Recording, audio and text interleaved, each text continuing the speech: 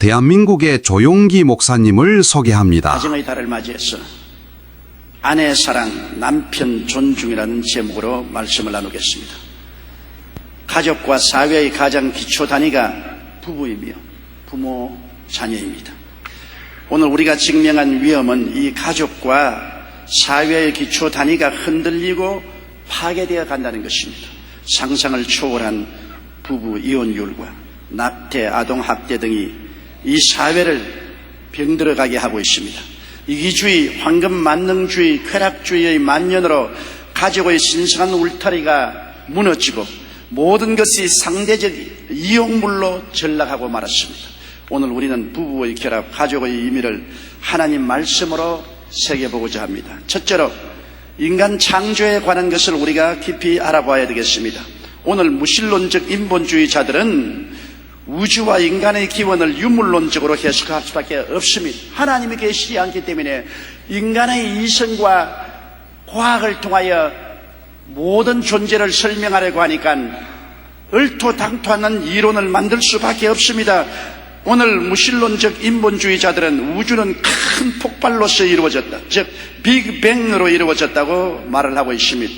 다시 말하면 우주는 물질이 한 점에 모여 대폭발이 일어난 결과 현재 우주는 처음에 폭발을 일으킨 여파로 팽창을 계속하고 있다고 말하고 있습니다. 이것은 하나님이 안 계시다고 사람들이 우주를 설명하기 위해서 별 도리 없이 그렇게 만들어낸 이론에 불과한 것입니다. 여러분, 성경에는 단순하게 말씀합니다. 태초에 하나님이 천지를 만드시니 얼마나 간결하고 완전한 해답입니까? 그리고 무신론적 인본주의자들은 인간은 단세포에서 진화된 것이라고 말했습니다. 우연히 무생물에서 살아있는 단세포가 생겨서 그것이 점점 발전해서 오늘날 모든 살아있는 존재가 되었다고 말하는 것입니다. 이것은 찰스 다윈이 만든 진화론의 원리인 것인데, 사실 진화론을 처음 주장한 찰스 다윈은 노년에 한 부인이 그를 방문하였습니다. 마침 그때 다윈은 그가 존귀한 책이라고 명명한 히브리서를 읽고 있었는데, 부인이 그에게 진화론을 받아들인 사람들이 창조론의 창세기 기사를 어떻게 설명했는가에 대해 말해 주었습니다. 그러자 다윈은 고민스러운 얼굴로 다음과 같이 말했습니다. 그 당시 나는 젊었고 미숙한 생각을 하고 있었습니다. 모든 것에 대하여 항상 의심을 갖고 질문하거나 내 의견을 말하곤 했지요. 그런데 내 생각이 순식간에 학계에 퍼지게 되었고 사람들은 그것을 그들의 종교로 만들어버리고 말았습니다. 다시 돌이킬 수만 있다면, 그 탄식을 하고 수질 후에 그는 세상을 떴습니다. 오늘날 진화론은 그 증거가 너무나 미비해서 대단한 믿음이 아니고는 받아들일 수 없는 허구적인 이론인 것이 밝혀지고 있는 것입니다. 영국의 천문학자인 프레드 호일 박사는 원래 진화론자였습니다. 그런데 생명이 저절로 생길 확률을 계산해 보니 간단한 세포 하나가 생길 확률은 10의 16만 7천 제곱분의 1이라는 확률이 나와 깜짝 놀랐습니다. 그것은 실제로 도저히 과학적인 생각으로도 우연히 생명이 생길 수 없다는 것입니다. 그는 생명이 우연히 생겨날 확률은 수많은 부속품이 쌓인 고물상에 회오리 바람이 불어 모든 부품이 하늘로 올려보낸 후에 이 부품이 땅에 떨어지면서 단 한 번만에 우연히 보잉 747 전보 여객기가 조립될 확률보다 더 작다는 것입니다.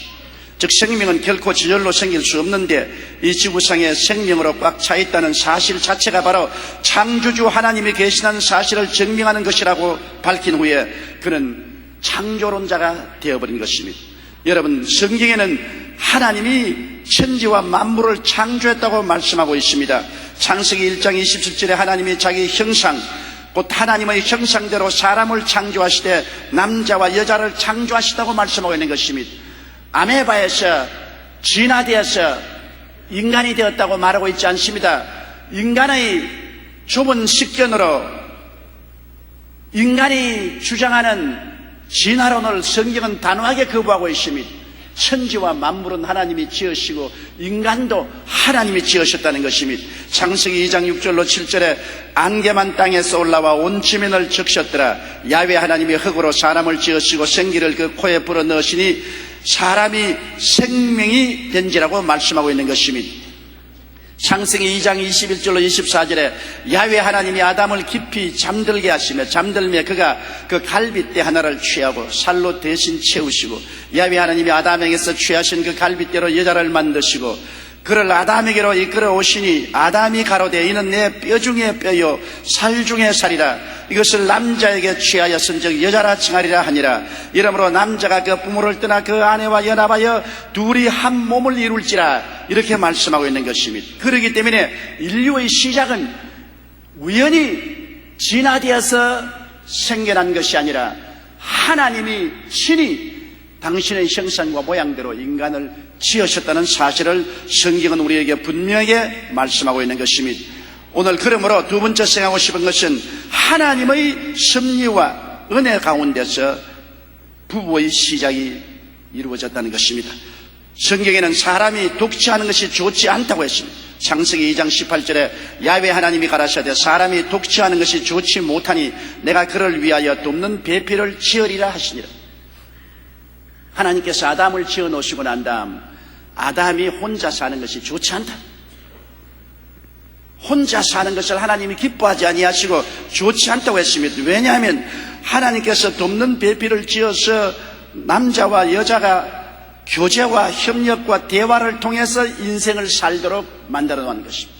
그러므로 인간은 별 도리 없이 서로 교제하고 협력하고 대화하는 부부가 있도록 만들어 놓으신 것입니다. 1999년 대한보건협회 학술지의 보고에 따르면 이혼 남녀의 평균 수명이 배우자가 있는 남녀보다 평균 8년에서 10년 짧은 것으로 조사되었습니다. 남자의 경우 배우자가 있는 사람의 수명은 74.8세, 독신 남자는 65.2세로 약 10년 정도 차이가 나며 여성의 경우도 배우자가 있는 사람의 수명이 78.8세인데 반하여 독신 여자는 69.3세로 남자의 경우와 마찬가지로 약 10년의 차이가 나는 것으로 밝혀졌습니다. 혼자 살기를 주장하는 사람은 10년 일찍이 갈 각오를 해야 되겠다 그 말씀인 것입니다. 미혼자 또는 이혼자의 경우는 배우자가 있는 사람과는 달리 심리적 갈등을 해소할 기회가 적어 50대 이후 건강이 급격히 악화된다고 말했습니다. 하나님께서는 사람이 독취하는 것이 좋지 못하다고 말씀하셨습니다. 결혼은 하나님의 뜻입니다. 그러므로 하나님께서 원래 남자와 여자를 지어 놓았을 때는 결혼해서 서로 협력하고 대화하고 교제하면서 살도록 만들어 놓고 그 가운데 생명의 은혜가 넘치도록 만들어 놓은 것입니다. 그뿐 아니라 부부가 있어야 자녀가 생산하지 않습니까?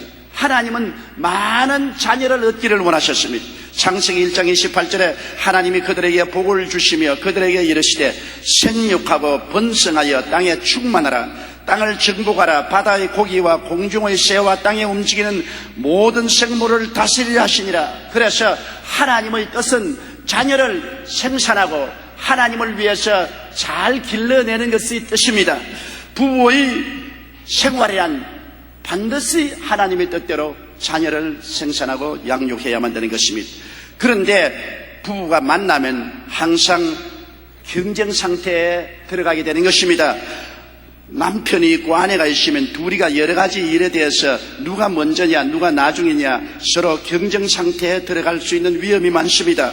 그러나 성경에는 보면은 창세기 2장 21절로 22절에 야훼 하나님이 아담을 깊게 잠들게 하시니 잠들 때 그가 그 갈빗대 하나를 취하여 살로 대신 채우고 그것으로 하와를 만들어냈습니다. 그럼 요사이 말로 남편이 오빠가 되고 아내가 동생이 됩니다. 뭐 성경이 그렇게 안 가르쳐도 요사이 젊은 부부들은 결혼하고 자식까지 낳았으면서 남편은 오빠라 그럽니다. 그래서 성경적으로 보면 남자가 먼저 나고 여자가 나중 낳습니다. 남자가 리더가 되고 여자가 뒤를 따라가게 만들어 놓은 것입니다. 대개 어떤 가정이 또 여자가 리더가 되고 남자가 뒤로 따라가면 그 가정이 별로 편안하지를 못합니다. 특별한 경우 이외에는 남자가 언제나 앞서고 여자가 뒤에서 도와주는 그것이 하나님께서 인간을 만들어 놓은 원리인 것입니다. 성경에는 남자는 도움을 받는 자고 여자는 도와주는 자로 만들었습니다. 돕는 배필을 지어 하나님께서 남자에게 주었다고 말한 것입니다. 창세기 3장 6절에 보면 이것이 여실히 나타났습니다. 여자가 그 나무를 본즉 먹음직도 하고 보암직도 하고 지혜롭게 할 만큼 탐스럽기도 한 나무인지라 여자가 그 실과를 따먹고 자기와 함께한 남편에게도 주며 그도 먹은지라. 여기 보십시오. 먼저 마귀가 여자하고 대화하고 여자가 선악과를 보고 먹음직하고 보암직하고 지혜롭게 탐스럽게 따먹고 그것을 가지고 남편을 설득을 해서 먹도록 만들었었습니다. 그러므로 항상 도움을 받는 남자는 도와주는 여자의 말을 듣고 난 다음에 일을 실시하는 것입니다. 왜 여자가 말이 많으냐 그러는데 원래 도움을 받는 사람보다 도와주는 사람이 말이 많습니다. 말을 많이 해야 도와주지요. 우리가 학생들을 가르치는 선생도 보면 학생들이 도움을 받고 선생은 가르치기 때문에 선생이 말을 많이 해야지 선생이 아무 말도 안 하고 있으면 학생을 가르칠 수 없습니다. 남편을 도와주라고 보낸 아내이기 때문에 도와주려면 모든 면에 간섭도 많이 하고 말도 많이 해야 됩니다. 그러므로 아내가 간섭을 많이 하고 말을 많이 한다고 불평을 하지 마세요. 하나님이 그렇게 만들어 놓은 걸 어떻게 할 수 없습니다. 하나님은 아내를 남편의 돕는 배필로 창조하였습니다. 여기서 돕는 자라는 것은 히브리어로는 에제르 헤네그도브라고 말을 합니다. 이 의미는 도저히 도움이 없이는 지탱하기가 불가능하다는 것을 말하는 것입니다. 그러므로 원래 남자는 여자의 도움이 없이는 지탱하기가 곤란하게 만들어 놓았다 그 말인 것입니다. 아내의 역할을 가리키는 말은 다양한데 탈무드에서는 아내를 남편의 집이라고 말했습니다. 남편은 아내에게서 쉼을 얻는다는 것입니다. 또한 이탈리아 속담에는 아내가 없는 자는 잎과 가지가 없는 나무와 같다는 말이 있습니다. 아내의 소중함을 잘 나타내주고 있는 것입니다. 이처럼 돕는 배필로 창조된 아내는 남편에게 꼭 필요한 존재인 것입니다. 아프리카의 성자 알버트 슈바이처 박사는 자기가 유명해진 것은 일생 동안 함께 살며 내주해준 아내 헬레네 브라스라의 절대적인 공로라고 그 회고록에 기록해 놓았습니다. 남편의 성패는 90%가 아내의 내조에 달려있다고 말해주고 있는 것입니다. 그처럼 아내의 돕는 손길이 중요합니다. 이 세상 역사에서 위대한 일을 성취한 사람들은 배후에 반드시 그 어머니나 아내가 있어서 도움을 베풀어 주었다는 사실을 우리는 잘 알고 있습니다. 통계에 의하면 아침에 집을 나서면서 포옹을 하고 키스를 해주는 부부는 그렇게 하지 않은 부부보다 평균 수명이 5년이나 길다고 말했습니다. 그러므로 여러분 남편이 출근할 때 꼭 문 밖에서 포옹해주고 키스해주세요. 5년 오래 삽니다. 밉거들랑 그렇게 하지 마세요. 5년 빨리 죽습니다. 자동차 사고도 현저하게 적어진다고 합니다. 직장의 결근율도 50% 감소되며 수입은 25% 증가한다고 말했습니다. 한 번 안아주고 키스해주는데 월급을 25% 많이 벌어온다면 그렇게 할만하지 않습니까? 예쁜 아내는 눈을 즐겁게 하고 어진 아내는 마음을 기쁘게 하는 것입니다. 자꾸 요사이 젊은 사람은 얼굴 이쁜 아내를 찾는데 얼굴이 이쁜 것은 몇 달 안 가서 사라집니다. 마음이 착하고 어진 아내는 평생토록 귀엽고 아름답게 되는 것입니다. 마음에 선한 아내, 정말로 보배롭고 귀한 아내인 것입니다. 남편과 아내의 관계는 머리와 지체의 관계입니다. 골로새 2장 19절에 온몸이 머리로 말미암아 마디와 힘줄로 공급함을 얻고 연합하여 하나님이 자라게 하심으로 자랍니다. 남편이 머리가 되고 아내는 지체가 되는 것입니다. 순서는 머리가 먼저 오고 다음은 지체가 오지만 그러나 머리와 지체는 하나로 함께 움직이는 것입니다. 그러나 지체는 머리에게 순종하고 머리는 지체를 인도해 가는 것입니다.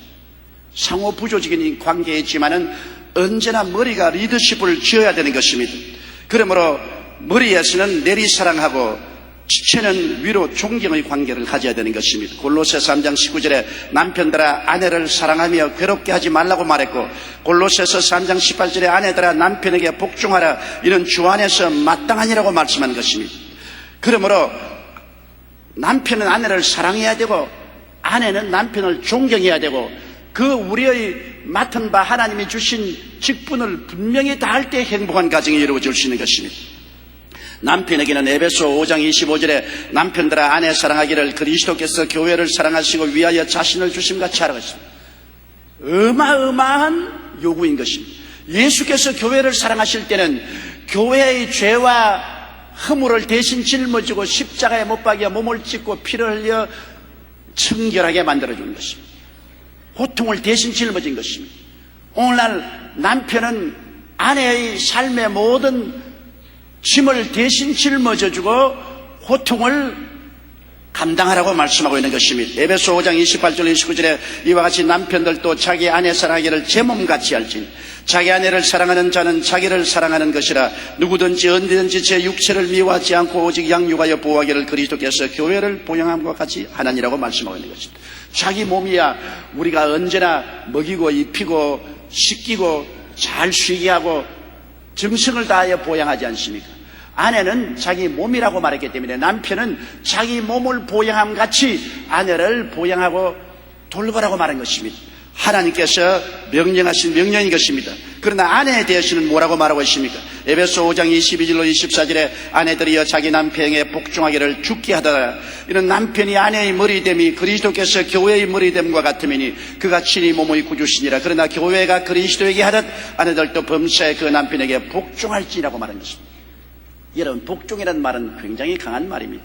순종이란 말은 내가 따르고 싶으면 따르고 안 따르고 싶으면 안 따를 수 있습니다. 그러나 복종은 무조건 따라야 됩니다. 좋을 때도 따르고 내가 기분이 좋지 않을 때도 따르는 것이 복종입니다. 교회가 그리스도에게 순종만 하는 것이 아닙니다. 복종합니다. 주님께서 가라면 가고 오라면 옵니다.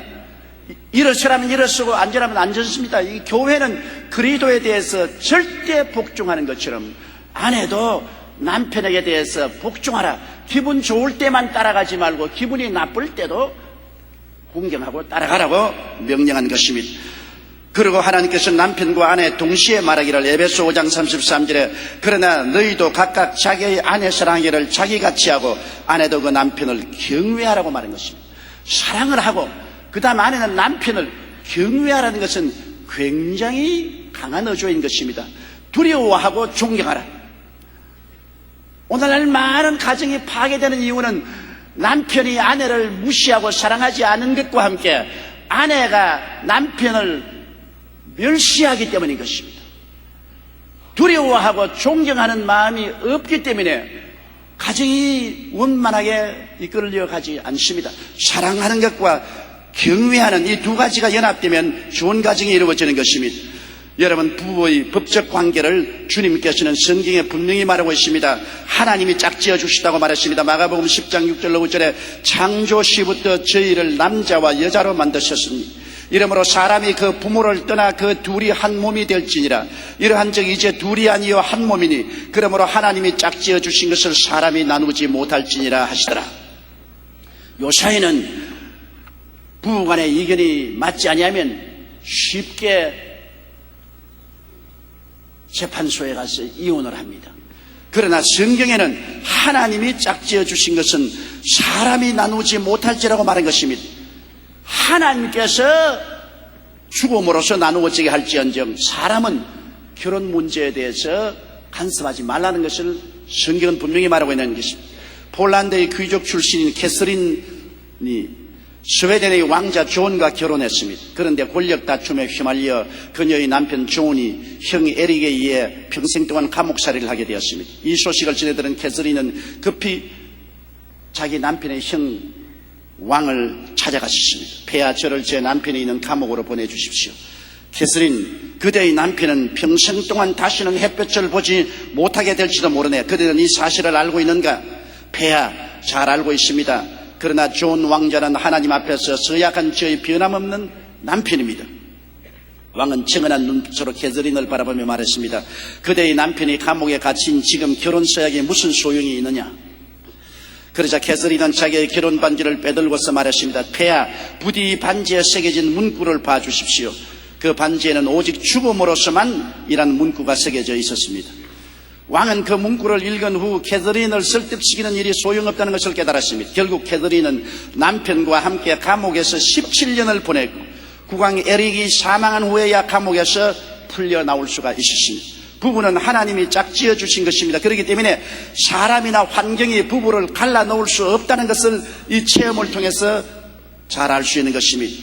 이러므로 하나님께서는 이혼과 재혼을 엄격하게 금하고 있습니다. 마태복음 5장 31절로 32절에 또 일러시되 누구든지 아내를 버리거든 이혼 증서를 줄 것이라 하였으나 나는 너희에게 이르노니 누구든지 음행한 연고 없이 아내를 버리면 이는 저로 간음하게 함이요 또 누구든지 버린 여자에게 장가드는 자도 간음함이니라.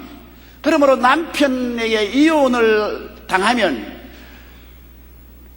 자기가 잘못이 없어도 다른 데 시집가면 간음한다고 말했습니다.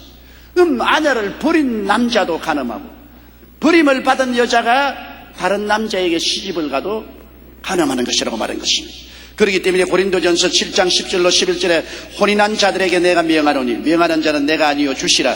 여자는 남편에게서 갈리지 말고 만일 갈릴지라도 그냥 지내든지 다시 그 남편과 화합하든지 하라. 남편도 아내를 버리지 말라. 이러므로 하나님께서는 살아있는 동안에 이혼은 절대로 허락하지 않습니다.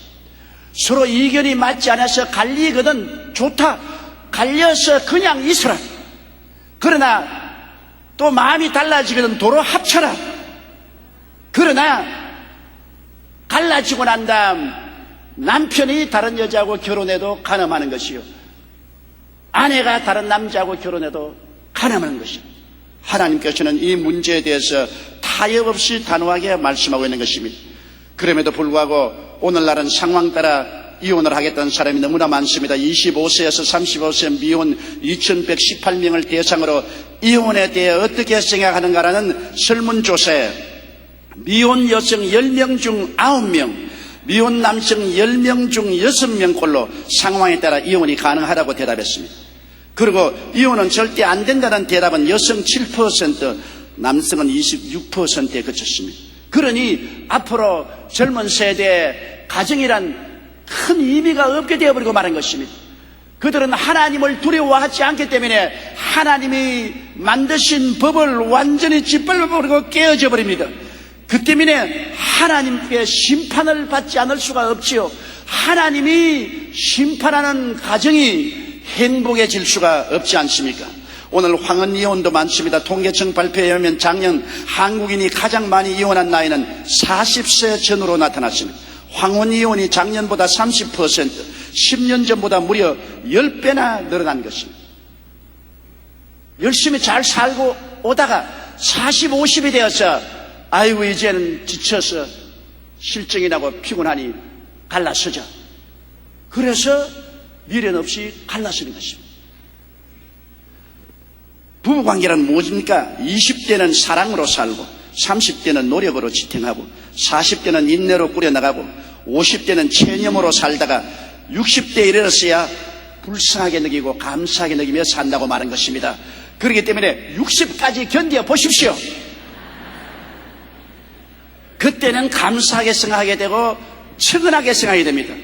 아내가 남편을 봐도 불쌍하고 그리고 남편이 아내를 봐도 불쌍하게 보는 것입니다. 처음에는 육정으로 살고 그 다음에는 인정으로 살고 그 다음에는 동정으로 살고 나중에는 감사함으로 살게 되는 것입니다. 성경에는 오직 재혼이 허락된 것은 사망의 개수밖에 없습니다. 로마서 7장 1절로 3절에 너희는 율법이 사람의 살 동안만 그를 주관하는 줄 알지 못하느냐. 남편이는 여인이 그 남편 생전에는 법으로 그에게 매인받으나 만일 그 남편이 죽으면 남편의 법에서 벗어났느니라.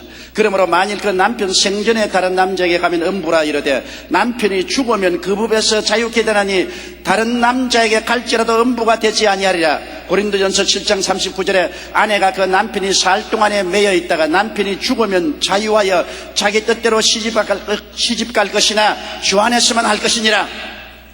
전 남편이 마음에 안 들거든 빨리 천당 가기를 기도하고 기다리십시오. 죽고 나면은 자기 원하는 대로 결혼해도 하나님 앞에 죄가 안 돼요. 살아있는 동안에는 아무리 밑광스러워도 그 남편을 이혼하고 다른 데 시집 가면 간음한 것이 돼요. 하나님은 심판을 면할 수가 없는 것입니다. 그럼 셋째로 행복한 부부가 되기 위해서 우리는 어떻게 노력을 해야 되겠는가? 여러분, 모든 부부는 행복을 목표로 해서 보조를 맞춰야 되는 것입니다. 부부는 이제 함께 살기 때문에 상대를 항상 이식한 보조를 맞춰야 됩니다. 혼자 살 때야 자기 생각대로 자기 생활의 리듬을 따라 살면 되지 않습니까? 같이 살면은 이제 자기 혼자 살지 않고 함께 사는 것이기 때문에 서로를 의식하고 보조를 맞춰야 돼요. 나는 언제나 결혼식 할 때 말을 하는 것이 있습니다. 이것은 초등학교 때 운동 경기에 보면 두 사람이 발을 묶어서 뛰는 경기가 있지 않습니까? 두 사람이 발을 묶고 뛰기 때문에 한 사람이 잘 뛴다고 해서 반드시 1등하지 않습니다. 한 사람이 너무 잘 뛰면 옆에 있는 사람이 쓰러집니다. 또 옆에 있는 사람이 못 뛴다고 해서 너무나 천천히 가면 잘 뛰는 사람이 걸려서 넘어집니다. 어떻게 해야 돼요? 두 사람이 보조를 맞춰야 돼요.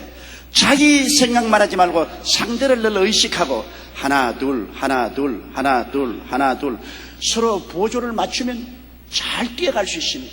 부부라는 것은 발을 서로 묶고 뛰는 경기와 같아서 상대를 늘 의식하고 보조를 맞춰야 되는 것입니다. 잠언서 17장 1절에 마른 떡 한 조각만 있고도 화목하는 것이 육선이 집에 가득하고 다투는 것보다 낫다. 마른 떡 하나 먹고도 인정 있는 것이 아주 고기 반찬 먹고도 늘 싸우는 것보다 훨씬 낫다.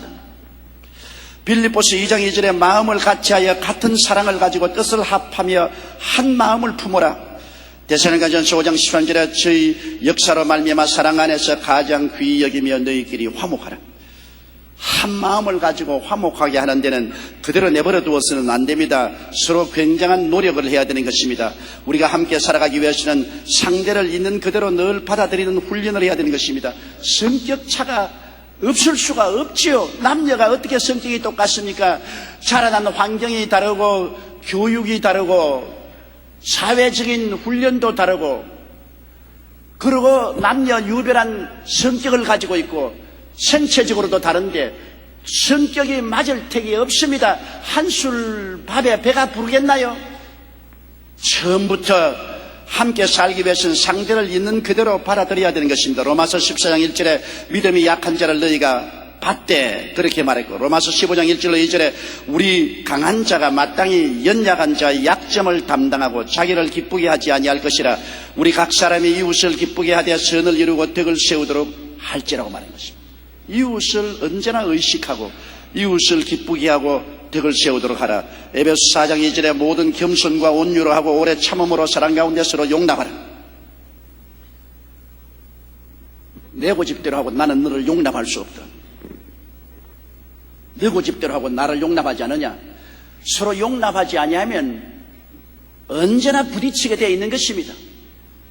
그리스도의 십자가의 사랑을 받아들이고 그 앞에서 겸손하게 낮아지고 부드럽고 따뜻한 마음으로 오래 참고 용납해야 함께 살아갈 수가 있는 것입니다.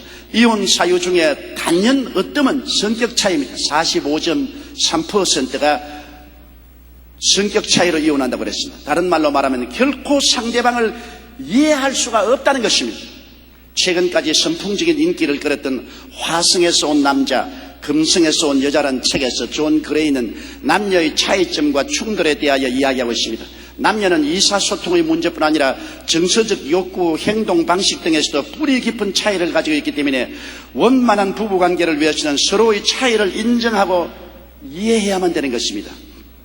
예를 들면 일을 할 때도 남성은 목표 지향적이기 때문에 업적과 결과를 중요시하지만 여성은 관계 지향적이기 때문에 과정을 중요시합니다. 또한 남성은 우뇌가 발달하여 시공간을 분별하는 능력이 뛰어나고 여성은 좌뇌가 발달하여 언어 능력이 뛰어납니다. 그래서 주차할 때는 여성이 운전하는 것보다도 남편이 공간을 보고 운전하는 것이 사고를 안 냅니다. 그러나 싸움할 때는 남자가 하지 말고 여자를 쓰게 되는 것입니다. 말을 엄청나게 잘합니다.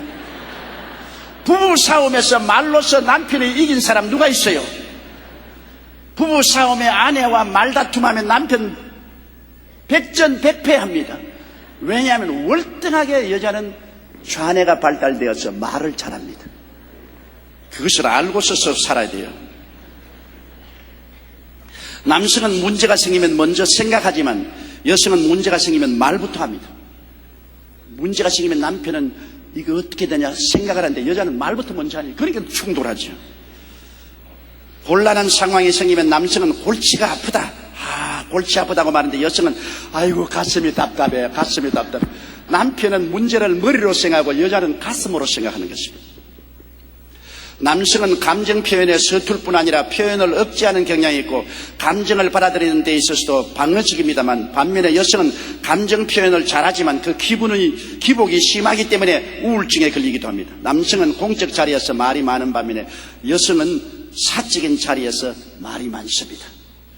남성은 이성적, 논리적, 객관적인 성향이 높은 데 반해 여성은 감성적, 비논리적, 주관적인 성향이 높습니다. 이처럼 남성과 여성은 정서적으로, 구조적으로 굉장히 다릅니다. 그러므로 행복한 부부 생활을 하기 위해서는 남녀의 기본적인 차이점을 인정하고 서로 이해해야 되는 것입니다. 똑같은 사람은 사람입니다만 성격적인 차이를 인정해야 되는 것입니다. 완전히 다릅니다. 남자는 남자고 여자는 여자고 남자가 화성에서 왔다면 여자는 금성에서 온 만큼 서로 다릅니다.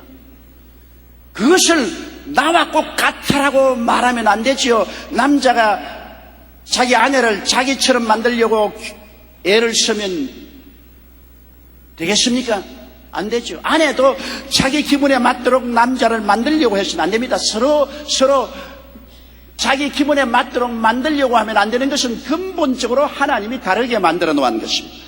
있는 그대로 인정을 하고 받아들여야만 평안하게 살 수 있는 것입니다. 베드로전서 3장 1절에 아내된 자들아 이와 같이 자기 남편에게 순복하라. 이는 혹 도를 순종치 않는 자라도 말로 말미암지 않고 그 아내의 행위로 말미암아 구원을 얻게 하려 함이라고. 베드로전서 3장 7절에는 남편된 자들아 이와 같이 지식을 따라 너희 아내와 동거하고 저는 더 연약한 그릇이요 또 생명의 은혜를 유업으로 함께 받을 자로 하라.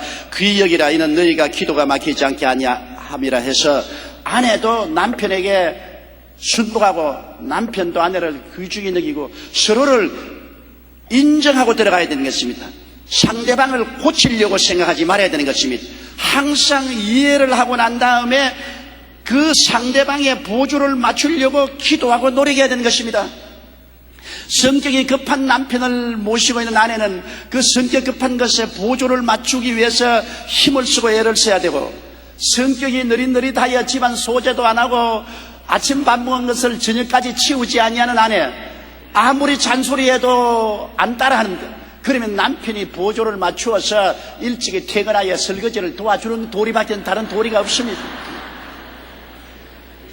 서로 양보하고 보조를 맞추는 도리밖에는 화합하게 살아갈 수 없습니다. 명령을 하고 협박을 하고 주먹을 선다고 해서 문제가 해결되지 않습니다. 서로 다르게 개성을 가지고 태어났기 때문인 것입니다. 그리고 서로 비난하지 말아야 됩니다. 우리가 함께 살면서 서로의 약점을 떨치워내고 비난하면 절대로 원만한 관계가 이루어지지 않습니다. 사람은 그 누구나 다 과거 현재 생활에 허물과 죄가 있습니다. 그 허물과 죄를 들추어내서 공격을 하면은 사람들은 비참하게 되는 것입니다. 남편도 비참하게 되고 아내도 비참하게 됩니다. 그리고 자기의 자존심이 짓밟히니까 대결할 수밖에 없습니다. 마태복음 7장 1절로 3절에 비판을 받지 아니하려거든 비판하지 말라. 어찌하여 형제의 눈에 있는 티는 보고 내 눈 속에 있는 들보는 깨닫지 못하니.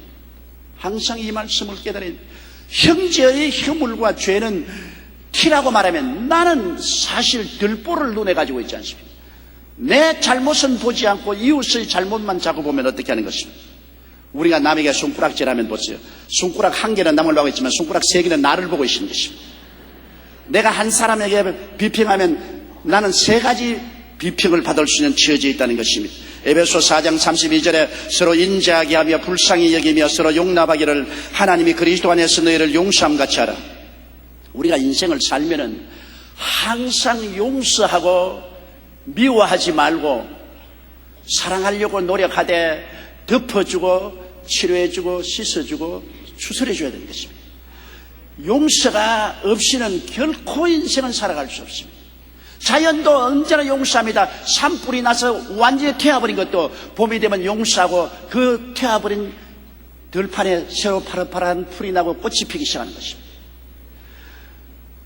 우리가 서로 용서하고 그리고 미워 안 하려고 결심을 하고 그리고 사랑으로 덮어주고 치료해주고 씻어주고 추스려주는 이러한 일이 있어야 부부간에도 행복하게 살고 이웃과도 원만하게 살아갈 수가 있는 것입니다.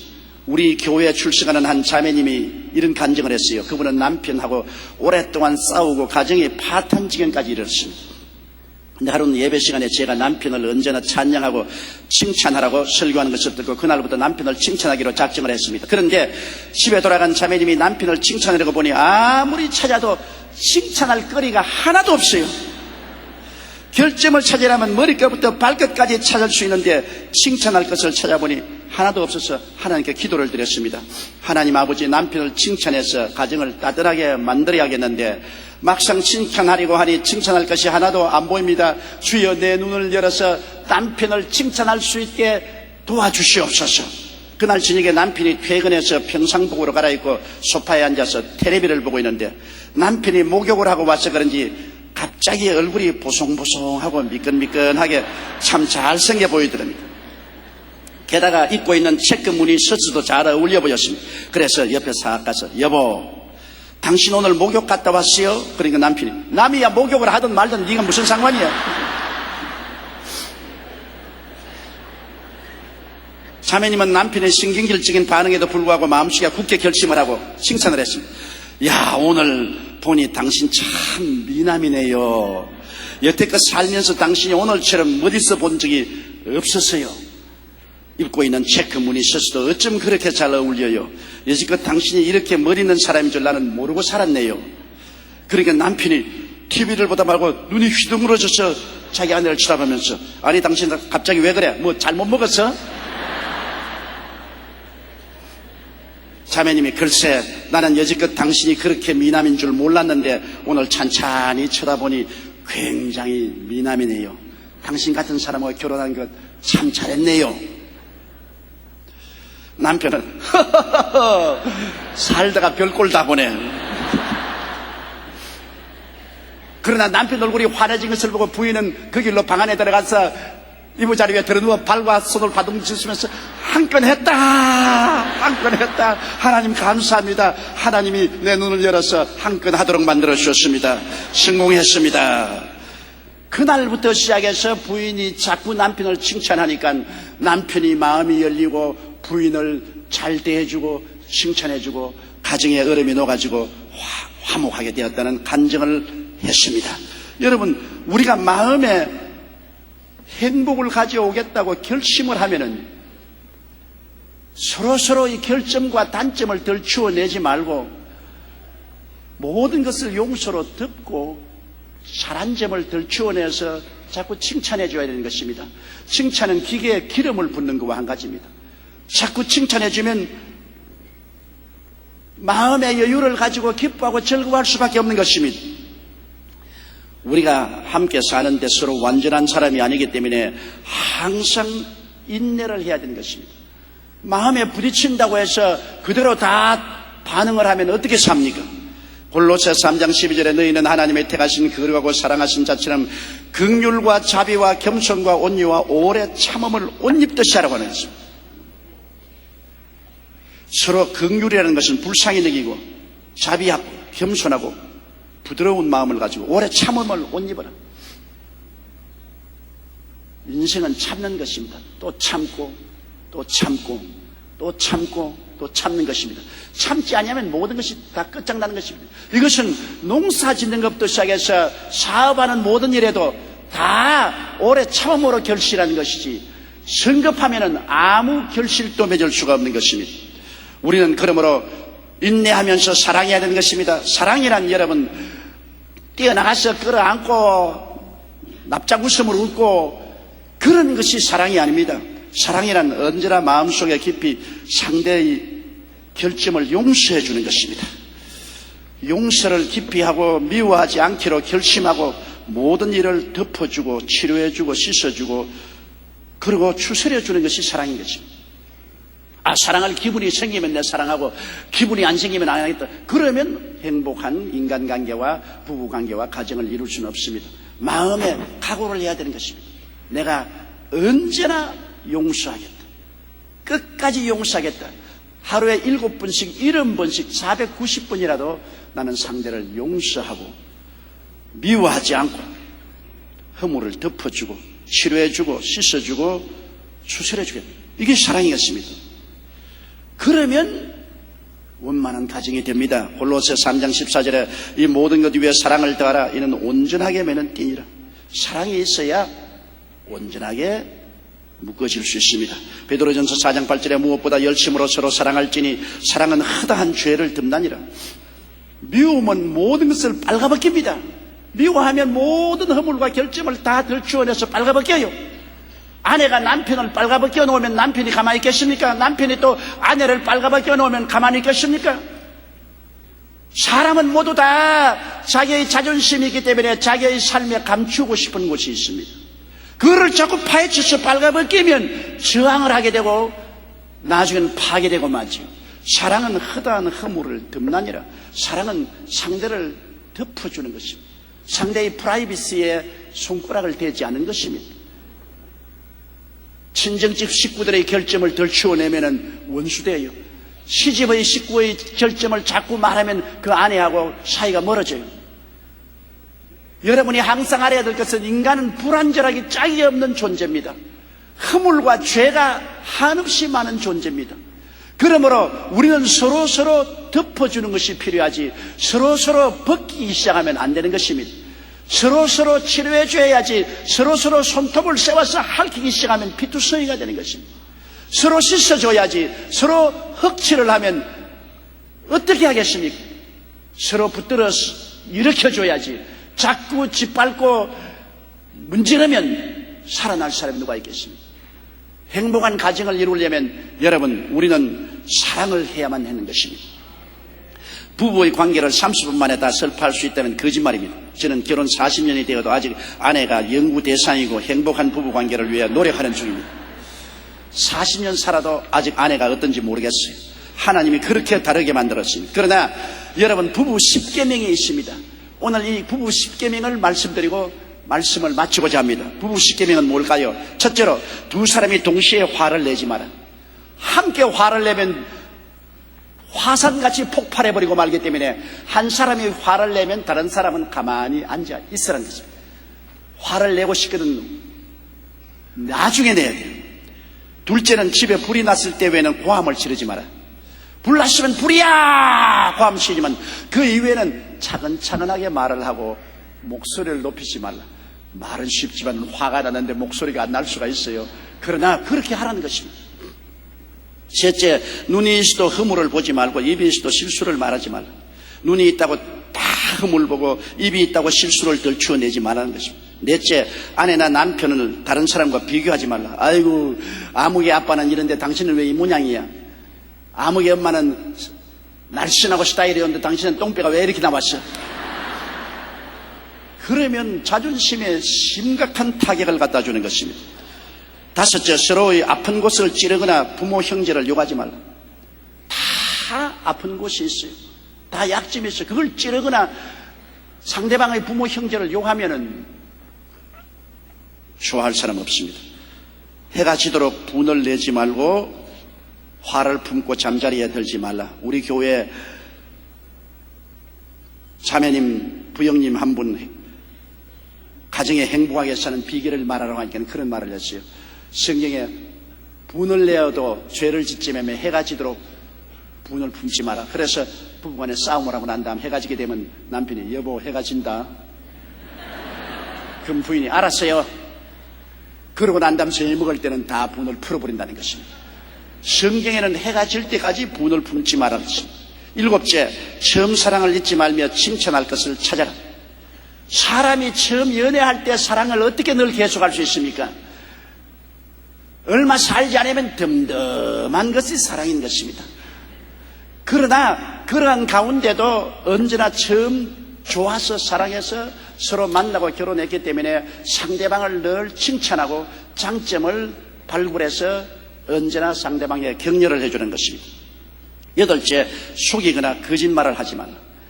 서로 상대방을 속이거나 거짓말하면 배신감을 느끼게 되기 때문에 그 다음부터는 마음에 상처를 입게 되는 것입니다. 아홉째는 자존심을 깨고 먼저 회개하라. 이거 힘든 일입니다. 부부간에 서로 싸우고 난 다음 먼저 회개하는 것 굉장히 힘들죠. 대개 보면 남자가 먼저 회개하고 여자가 나중 회개하는 경향이 많습니다. 그러나 부부간에 싸움하면 누가 한 사람 먼저 잘못했다고 말을 해야 물꼬가 트이지, 둘이가 서로 자존심을 세우면 결코 물꼬가 트이지 않습니다. 열째로 가정제도의 창시자여 주례자여 중매자가 되신 하나님을 믿고 의지하고 항상 하나님께 도와달라고 기도를 해야 되는 것입니다. 가정이 원만하게 잘 돼가도록 하나님 도와달라고 늘 기도하면 하나님께서 도와주실 것입니다. 우리 다 같이 고개 숙여 기도드리겠습니다. 사랑이 많으신 우리 아버지 하나님, 하나님께서 이 땅을 만드시고 인생을 지으실 때 남녀를 지으시고 남자가 그 부모를 떠나 여자와 연합하여 한 몸을 이루고 살라고 말씀하셨습니다. 두 사람이 함께 삶으로 여러 가지 시련과 환난과 고통과 괴로움이 다가오게 되어 있사옵니다. 그러나 하나님 아버지여, 우리는 서로 이해하고 동정하고 인내하고 사랑함으로 하나님이 이루어주신 가정을 행복하게 만들어가도록 최선의 노력을 다하는 우리들이 되고 가정을 통해서 하나님께 영광을 돌리게 하여 주시옵소서. 예수님 이름 받들어 기도드리옵나이다. 아멘. 할렐루야. 아멘. 목사님 감사합니다. 구독과 좋아요는 제작하는 데 힘이 됩니다. 감사합니다.